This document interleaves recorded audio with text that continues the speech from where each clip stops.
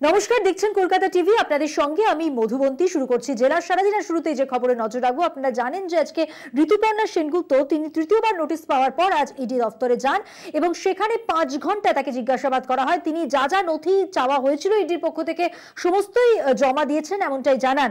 যা যা নথি তার কাছে চাওয়া হয়েছিল জমা দিয়েছেন তিনি।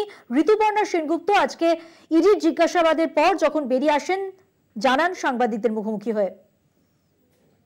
আরো বিস্তারিত জানবো, আমাদের সঙ্গে রয়েছেন আমাদের প্রতিনিধি দেবপম সরকার টেলিফোন লাইনে। দেবপম, কি খবর রয়েছে? জিজ্ঞাসাবাদের পর অবশেষে এনফোর্সমেন্ট ডিরেক্টরেটের অফিস থেকে বেরিয়ে গেলেন অভিনেত্রী ঋতুপর্ণা সেনগুপ্ত।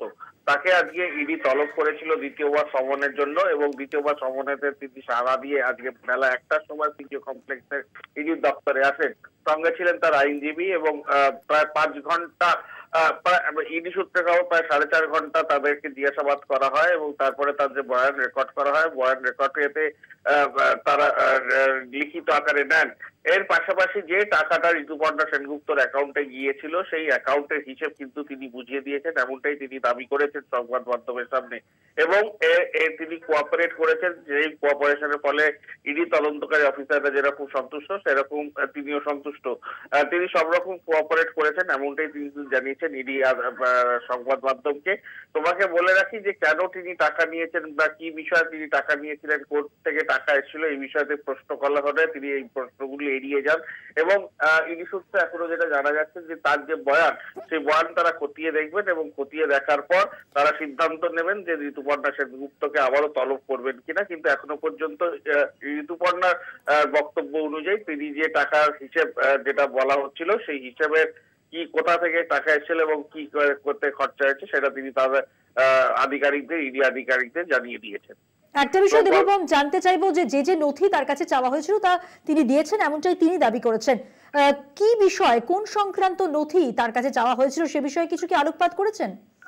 না, সে বিষয়ে আলোকপাত না করলেও আমরা ইডি সূত্র মারফত যেটা জানা যাচ্ছে যে রেশন দুর্নীতি মামলায় যখন একটা মোটা টাকার অঙ্ক দেখা গেছে যে মানি ট্রেল, সেই মানি ট্রেল খুঁজতে গিয়ে দেখা যাচ্ছে যে একটা টাকার ফ্লো অঙ্ক ঋতুপর্ণা সেনগুপ্তের অ্যাকাউন্টে ঢুকেছিল।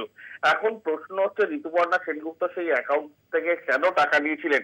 সেই সময় কিন্তু তুমি জানো এই ধরনের স্ক্যামেতে বহু মন্ত্রীদের সাথে টলিউডের একটা যোগাযোগ থাকে এবং বিভিন্ন অনুষ্ঠানেতে নেতারা অভিনেত্রীদের নিয়ে যান বিভিন্ন উদ্বোধন বা বিভিন্ন প্রমোশন, এই ধরনের অ্যাক্টিভিটিতে।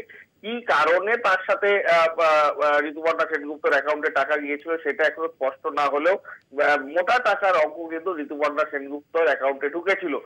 সেই অ্যাকাউন্টে কেন তিনি নিয়েছিলেন সেটা তিনি কিন্তু কেন্দ্রীয় তদন্তকারী অফিসারদের জানিয়েছেন। ঋতুপর্ণা সেনগুপ্তর সাথে তার অ্যাকাউন্টেন্ট তিনিও ছিলেন, তিনিও পুরো বিষয়টি ক্ল্যারিফাই করেছেন এবং সব মিলিয়ে এই মুহূর্তে যেটা জানানো যাচ্ছে যে ঋতুপর্ণা সেনগুপ্ত তিনি বেরিয়ে গেছেন এবং তাকে এখনো পর্যন্ত আরেকবার তলব করবে কি করবে না সেটা সময় সাপেক্ষ। কিন্তু ঋতুপর্ণা সেনগুপ্ত যেটা জানিয়েছেন তিনি যে বেরিয়ে গেলেন, তিনি বেরিয়ে যাবার পর তার যে বয়ান সেই বয়ানাতে সন্তুষ্ট ইডি তদন্তকারী অফিসাররা। ধন্যবাদ দেবপম। কথা বললাম আমাদের প্রতিনিধি দেবপম সরকারের সঙ্গে।